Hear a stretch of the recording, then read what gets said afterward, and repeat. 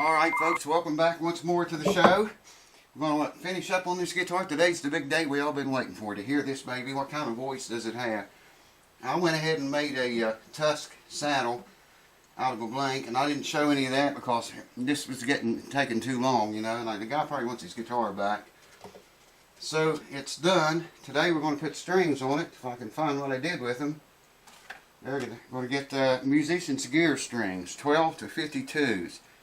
And then if he wants to move up a little heavier gauge later on, you know, he can do that. But I wouldn't go much heavier than that with that double X brace system. You know, that was kind of an experimental thing, I think.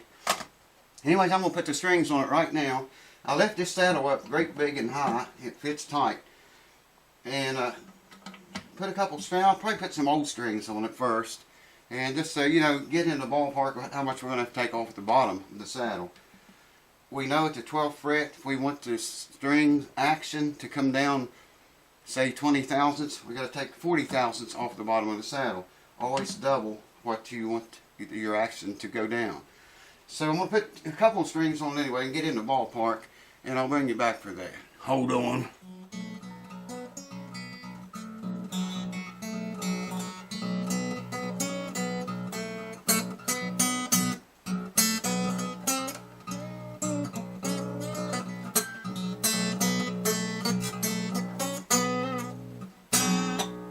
Start with only 2 strings because look at this.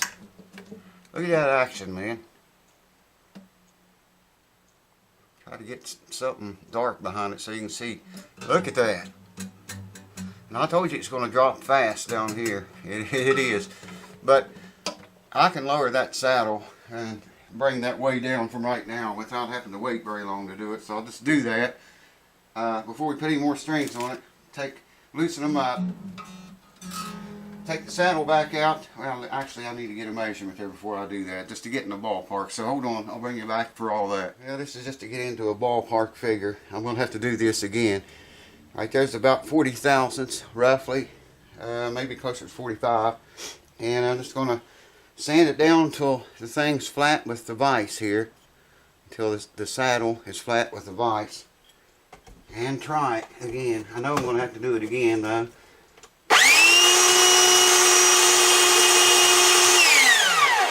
To hook up a sucking device. Hold on for that.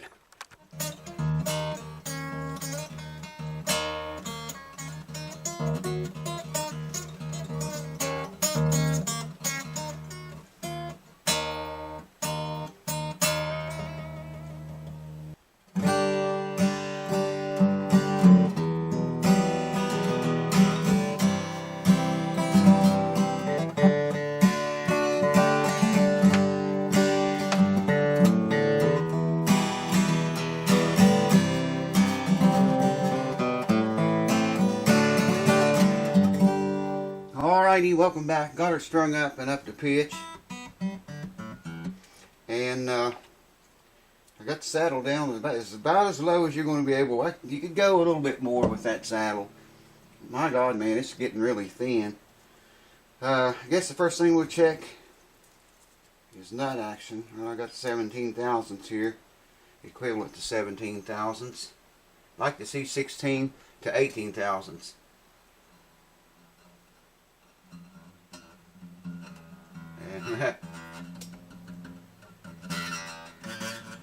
And that's it. It's 17. 17 thousandths is what it is.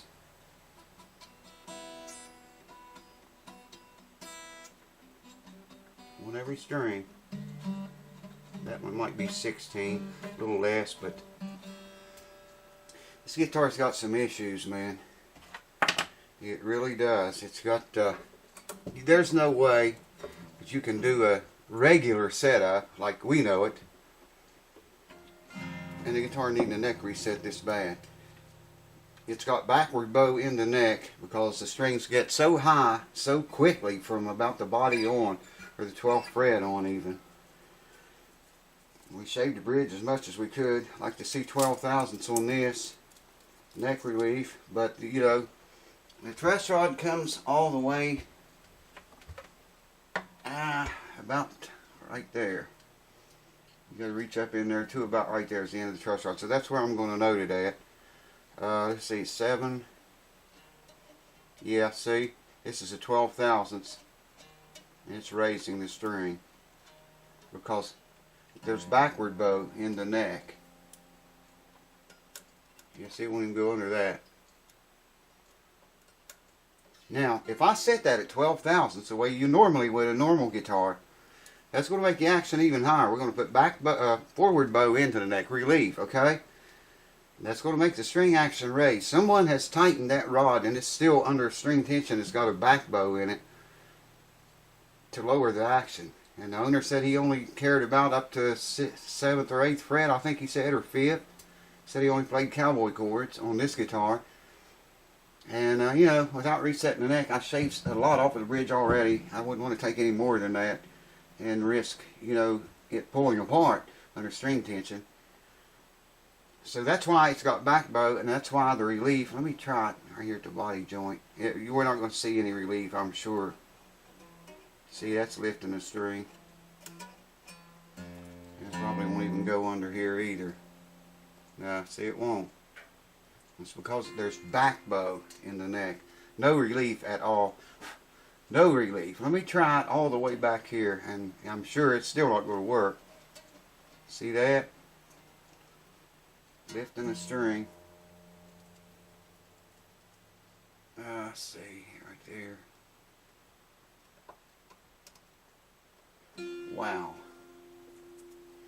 Well, let me zoom you out here a wee bit and lift you up here, and we'll check the string height. And I'll show you what I was talking about, the action raising very quickly in a minute. Really, I shouldn't even read the string height at the 12th fret because it's coming up fast right there, man. I will and tell you what it is. It's 130 thousandths at the 12th fret on the low E side, and about 90 thousandths on the high E at the 12th fret. 90 thousandths. And I'll show you the saddle here in a minute. You're not going to be able to take any more off of it. The neck is just at the wrong angle. But now, you know, from the 10th fret right here back, it plays like an electric guitar, man. I mean, it's just...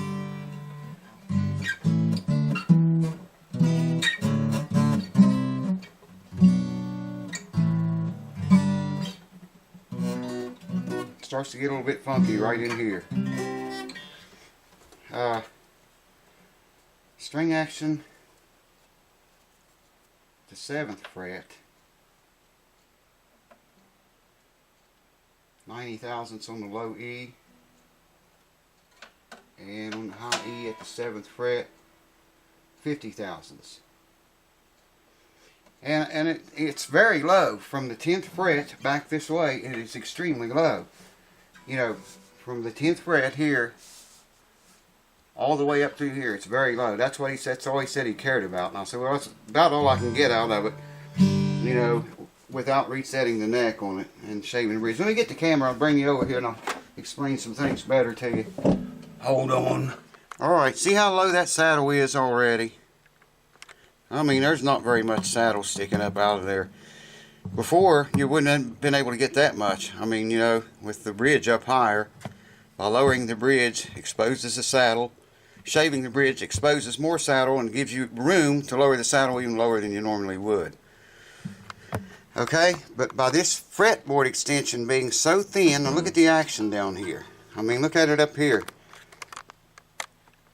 There's the nut. See, we got good action all the way down here. Right in here, it starts to get high right there.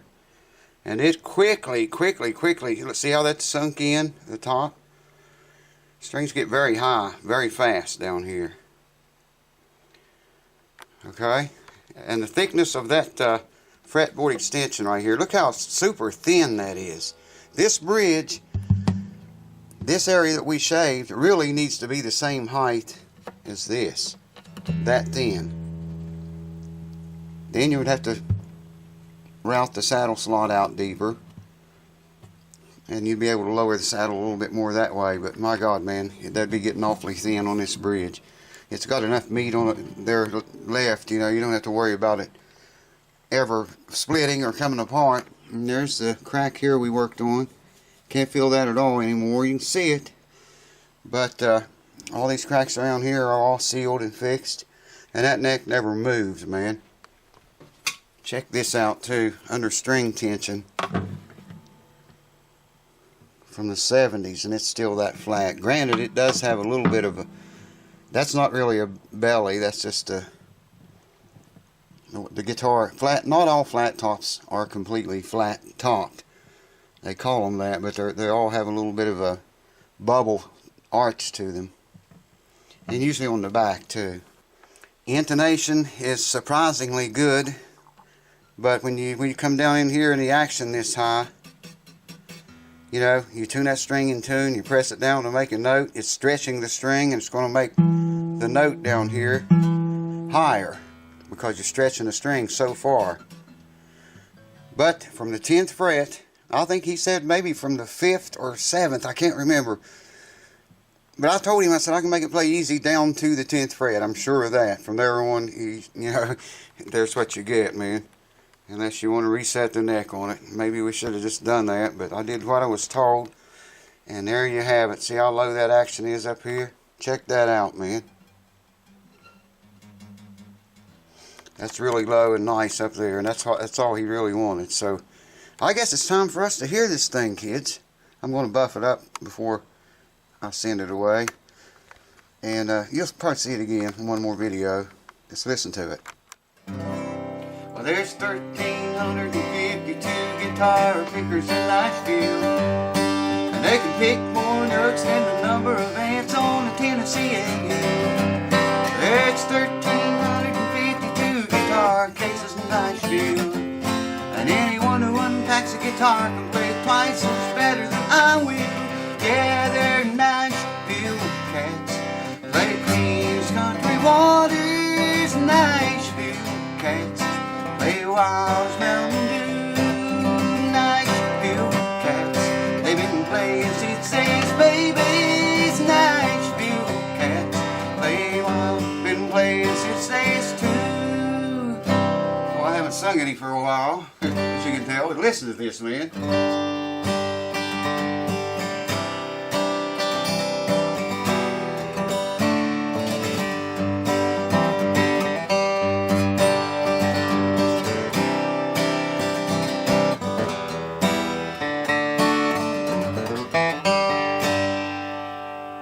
Boy, that thing, it's got it. Now, when you get down in here, it's a different story.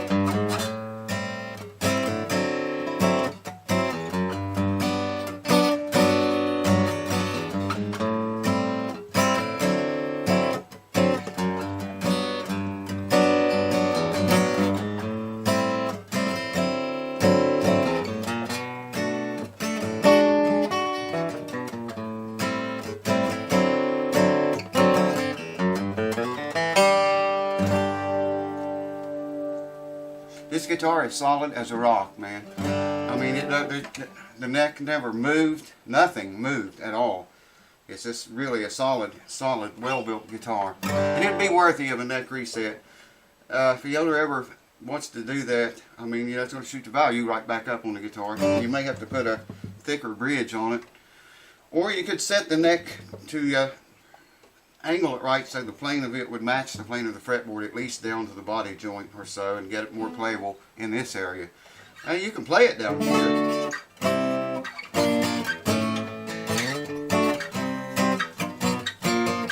It's just very hard to chord down there with that action that high. Right there, about right here, it starts to get easier. And as you come back this way, easier and easier and easier all the way.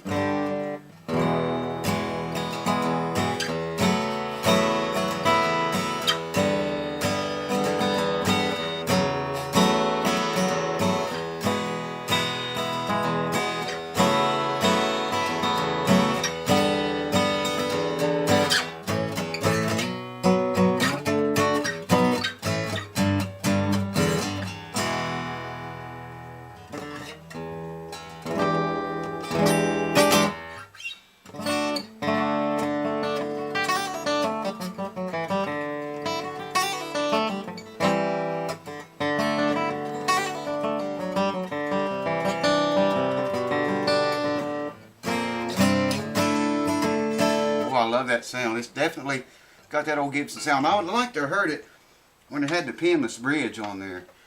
Because like I say, now we're coming up from the inside of the guitar, up over the brake angle, over the saddle. We got a lot more down pressure there than than the guitar ever had before.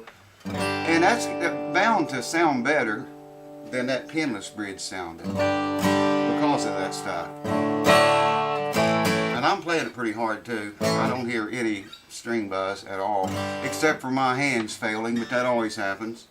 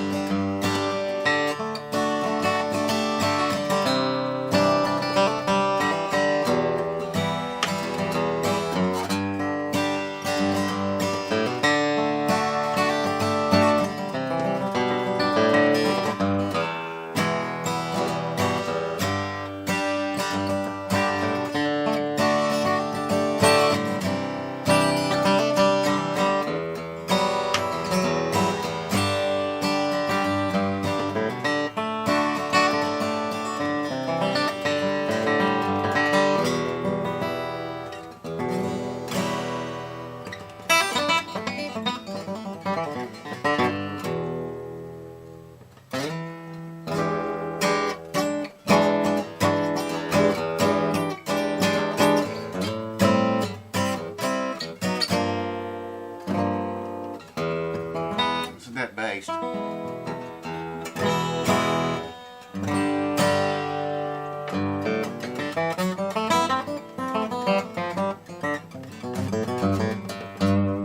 I haven't been playing any. Not on acoustic anyway.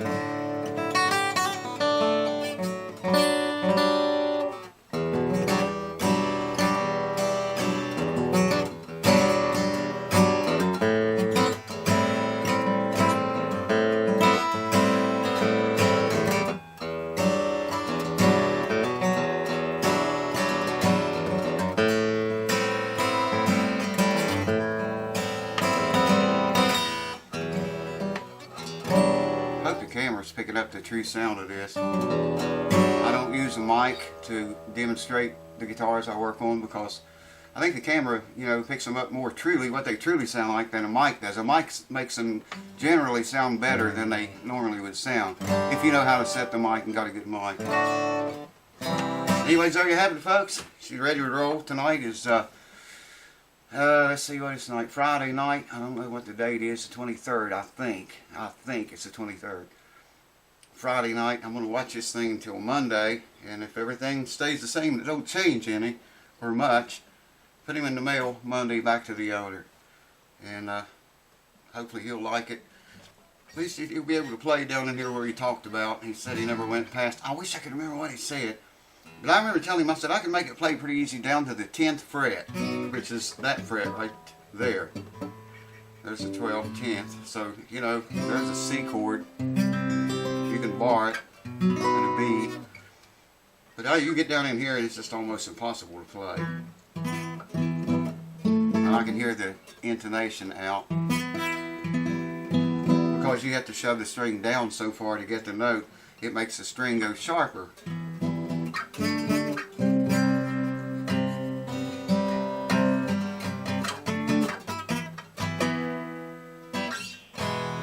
I can hear that.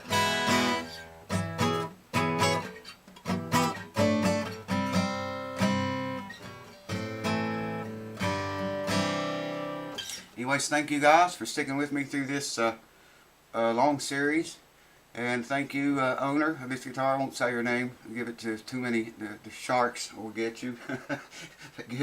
Some people don't like their name gave out in front of so many people. So I won't say his name, but I will say thank you for the business. And like I say, if any of you guys got a guitar you want me to work on, if you email me, put guitar repair in the subject line, okay?